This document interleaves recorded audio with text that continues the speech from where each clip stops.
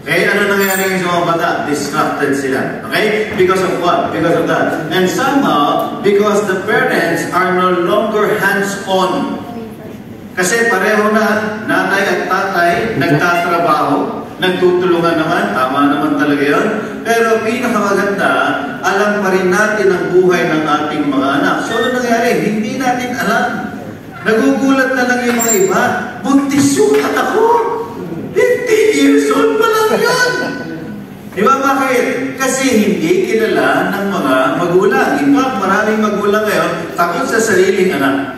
Okay? So, anong isang problema natin ngayon? Teen pregnancy. And even that during the Duterte administration, sinasabi nila that this problem is endemic.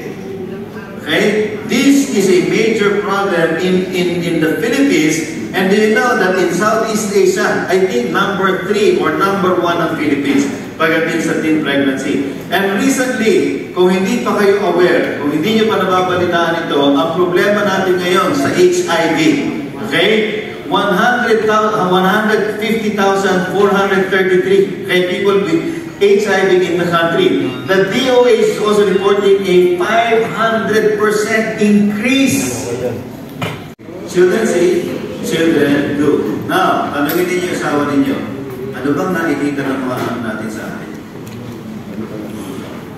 Diba? And godly parents to your children.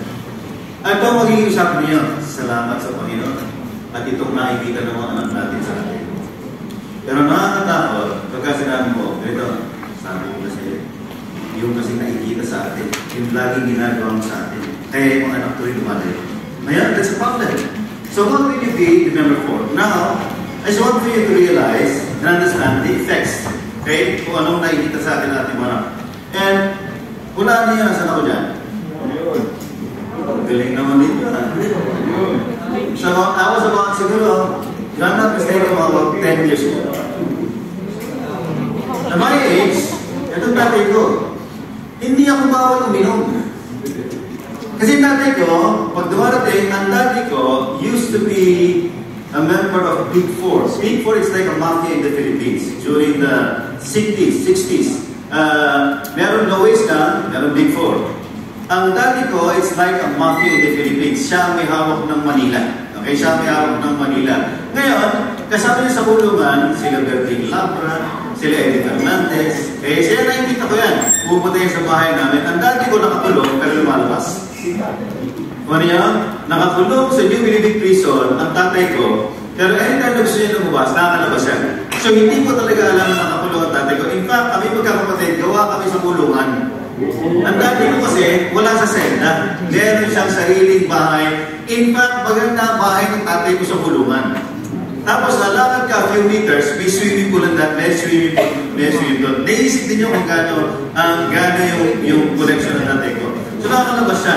So, ngayon nakikita kayo mga kaibigan niya. Pag nag-iinuman niyo, tatawagin ako ng mga kaibigan niya, paiinumin ako. Paiinumin. So, hindi talaga ako, hindi sinasaway ng tatay ko. Baka sinisip niya, kailangan matutunan ng kanyang anak. Now, siyempre, children see, children do. Kaya tatay ko, manginginom. Ngayon, eto, si Don, nakita niyo, 13 years old. Ngayon, nakita niyo na si Don, kung 13 years old siya. Kaya, alam niyo, talagang sinasabi ko kay Don, talagang ako ay mabilis mabigani sa talagang morena, Pilipinang-Pilipina. Sabi ng asawa ko sa akin, sinungaling ka, ang kabit mo maputi ka. Kahit yan, ito, hindi siya uminom. Okay? So dahil normal sa akin na uminom, nasir dito, di ba? At the very age, 9 years old, naninigil yun ako. 10 years old, umiinom na ako. Okay? 11, 12 years old, nagmamariwana na ako. 13 years old, I was already drinking cough syrup. Okay, so cough syrup siya. So kaya hindi ako inuubong kain, na-advance ko na lang kain. So, pwede yun, hindi na ako sa yung syrup. So, doon na ako nagkaroon ng malaking problema. Ngayon, kapag makita natin, bakit naging ganito yung buhay ko? Mabalikan natin yung story na yan. Ngayon, meron isa nag-birthday sa CCF Taytay. So, invite kami mag-asawa. Doon sa may party, nakakita ko ng, I think, a little than this board. Little than this LED. nakakita kami ng literal na family tree. Sa family tree, dito mo makikita yung lineage, yung from one generation to the other. Alam niyo, first time ako nakakita ng actual na family tree, sobrang ganda. And dun sa party na yun, na-discover na kamag-anak pala ni Don yung may birthday ng mga taga-Abra. Kasi Ilocos Norte sila eh. Ilocos Sur sila eh. So magkamag-anak pala sila. So ako naman parang sabi na, kita ko. May family tree sila. So ngayon, sabi ko sa nanay ko, iwan ng nanay ko, Ma, may alam ko bang family tree ang urkwe ko? Sabi niya, family tree. Walang urkwe ko family tree, sabi niya. So tinawagan ko isang ate ko, Tete, ako nakita akong family tree, galing, ganda. May family tree ba tayo? Wala. Tinawagan ko pinsa ko. Ang dami ko tinawagan, wala talagang family tree. So sabi ko, ako ang unang gagawa ng family tree ng urkwe ko. So sabi ko sa nanay ko, Ma, sabi ko, ano ba naalala mo sa lolo ko? Lolo ko, hindi ko na inabot eh. Sabi niya, lolo mo, sabi niya, siya ang isa sa nag-compose ng To All the Girls I've Loved Before. So, dahil ang lolo ko, sabi niya, marami kinanakan. Kilala ng mami ko, isa-isa. Isa-isa. Sabi ko, so more or less, kung meron siyang mga anim, sabi niya, alam ko, anim, kasi ito kilala niya anim eh. Sabi niya, siguro, anak ng lolo mo, mga 30 mahigit. Sabi niya, 33 plus, sabi ng mami ko. Kung nagtayo ng eskwelahan ng lolo ko, sa school pa lang ubos na. Kung tumakbong barangay captain ng lolo ko, nag-migrate sila sa Tondo eh. Kung tumakbong barangay captain ng lolo ko, sa pamilya pa lang niya, landslide na. Okay, sabi ko, medyo complicated. Di ba complicated? Kapag katuloy ko to, hindi ito family tree, bulang lang ito. Sobrang dami. So kaya sabi ko, sige, mag-start na lang ako sa tatay ko. Yan, start tatay ko. Yan. Kami diba, bakit ang cute ng picture ng tatay mo, malaki yung puso? Ito ang kwento niya. Sabi ng tatay ko sa akin, Dan, mag-drive mo ako sa Batangas. Kaya lang, meron akong gustong itanong sa tatay ko, na natatakot ako to. Kasi matapang yung tatay ko eh. Sabi ko, yung mga anak kasi namin, growing up, sabi niya, Dad, why do I have to call my tita? Well, in fact, I am way older than her. Up as an Urquiko. Because I had a grandfather who is just so selfish na nasa isip lang mag-anak, mag-anak, mag-anak, mag-anak. Na nagkaanak, naging magugulo ang mga buhay, na nagkaroon ako ng tatay na mag-anak para mapaglibangan. Alam niyo, sabi ko, that is just so painful. Kasi kaming mga anak ay naging instrumento lang. Hindi kami valued, hindi inisip yung repercussions, hindi naisip yung magiging future ng kanilang mga anak. Remember, ang sabi ko dyan, what your children receive from you are the things that they will pass on to the next generation. And I remember, yung daddy ko, may asawa na kami nito. So, narinig mo naman ito. Kasama ko yung sinabi niyang sinampal ko siya, tapos inawat kami. Okay? Ang pangalan niya, Bilib. Kaya mahal ko yung kasi ganyan din ang pangalan ng mami ko doon. Okay. Hindi ko pala siya mahal. Mahal ko mami ko.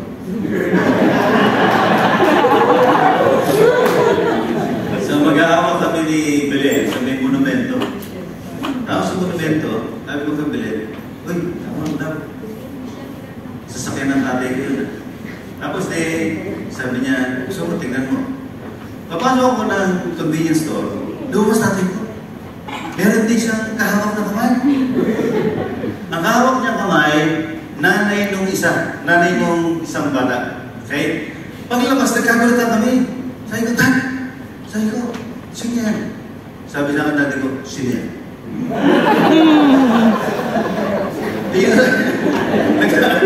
Ano kami? Tapos pumulong sa akin. Binulong ako. Sabi niya, huwag mo nang susumbong sa mami. Huwag mo akong sumbong sa asawa ko. Sabi niya, huwag mo nang sumbong sa mami mo. Okay? So ang ginawa niya, nabatan niya ako ng pera. Nabatan niya ako ng pera. So ano nga na? Hindi suhol. Konsinti. Konsinti, kasi you cannot correct someone sa maling ginagawa niya kung ikaw mismo, mali din yung ginagawa. And I remember one time, tinakbo ko yung tatay ko. Niyakap ako ng kuya ko, yung sinunod ng kuya. Sabi niya, Tan, anong gagawin mo? Sabi ko, naglabanan ko ng dati. Kailangan ko tanggol ng mami. Sabi niya, Tan, huwag ka lalaban sa daddy. Sabi ng mami, huwag ka lalaban. Ito, hindi ko makalimutan sinabi sa kuya ko. Tandaan mo, totoo ka ko. Pag tanda ko, papatayin ko dad. I was just what? 12 years old. Ang nasa isip ko, pagtanda ko, papatayin ko ang tatay ko. I was doing well in school. Hindi ako nagre-degree, hindi ako nag-aaral, pero mataas ang grades ko. Pero when he did that, nung iniwan niya kami, 12 years old, iniwan niya kami, ang nanay ko hindi nakapagtrabaho. Ang nanay ko hindi nakatapos ng pag-aaral. Talagang literal. Ang nanay ko, hindi niya kayang magtrabaho para sa amin. So, ano nangyari yun? 16-year-old kong kapatid na panganay. Siya ang nagtawid sa akin. Nung nagkatrabaho yung pangalawa kong kapatid na babae, siya nagtawid sa amin lahat. Alam niyo, after that, look, ako ang pinaka-apektado. Kasi ako nagdala lahat ng galing sa dibdib. Hindi ko matanggap. Ay, yung tatay mo gano'n. Ang hindi ko makalimutan, paglabas ko ng pintuan, hindi pa kami lumilipad eh. Kung saan niya kami iniwan. Paglabas ko ng pintuan, nakita ko yung nanay ko sa kabilang kwarto, nakasalampak sa kama, sa dulo siya ng kama. Alam niyo, pag nakita niyo pala ang nanay mo na humihiyaw, yung humihiyaw sa sakit na loob. Kaya sabi ko, pag nasiraan ng balit ang nanay ko, paano kaya kami magkakapatid? Alam niyo, kaya ako nagwala.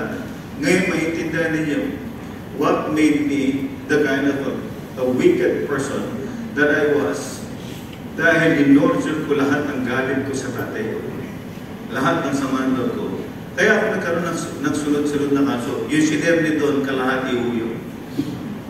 Sa dami ng pinagdaanan ko sa buhay, sa dami ng naging kaso ko, dahil naging miserable ang buhay ko, I attempted to kill myself 2 times. Until, nung naging pastor ako, ang prayer ko, Lord, sabi ko, sana makakilala ang tatay ko sa Panginoon. Tapos there was one time,